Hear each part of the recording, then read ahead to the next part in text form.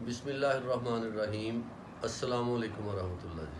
हाफिज़ मोहम्मद शहज़ाद आपका भाई, साथ मेरे भाई बैठे हैं हकीम फ़हीम सन्यासी साहब और मुहतरम दोस्त हमारे बड़े भाई फ़हीम भुट्टा साहब, अपना मसूद भुट्टा साहब, और हमारे बुरे वाला के डॉक्टर तारिक साहब भी मौजूद हैं। इन दोस्तों की मौजूदगी में एक नुस्खा अर्ज़ करना चाह रहा था।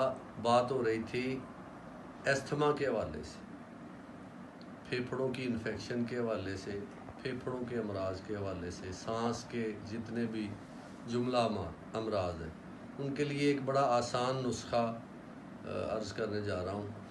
पुटकंडा, इसको चरचटा भी बोलते हैं। संस्कृत में ये चरचटा है और पंजाबी तिब में या हमारे सन्यास में इसको पुटकंडा बोला जाता है। आम मिल जाने वाली बूटी है मामूल की। पुटकंडा को जड़ से उखाड़ लें और इसको जला लें, इसकी राख बना लें।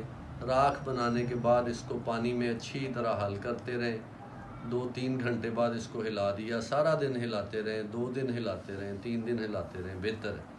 उसके बाद इसका मुकत्तर ले लें, पानी ऊपर से इसका नितार लें। वो नितरे हुए पानी को कढ़ाई में डाल के उसको हस्बे मामूल आग जला दें और इसका नमक तैयार कर लें और इसको जला लें। इसकी राख बना लें।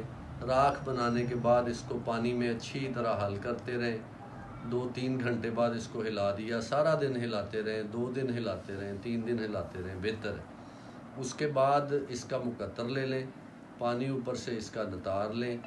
वो नितरे हुए पानी को कढ़ाई में डाल के उसको हस्बे मामूल आग जला दें और इसका नमक तैयार कर लें। अब ये जो नमक आपका तैयार हुआ है, 1 ग्राम नमक और 100 ग्राम शहद, देसी, फार्मी नहीं। ये जो देसी शहद क्या है कि फार्मी शहद बिक रहा है ना, वो इस पे काम नहीं इस तरह करेगा।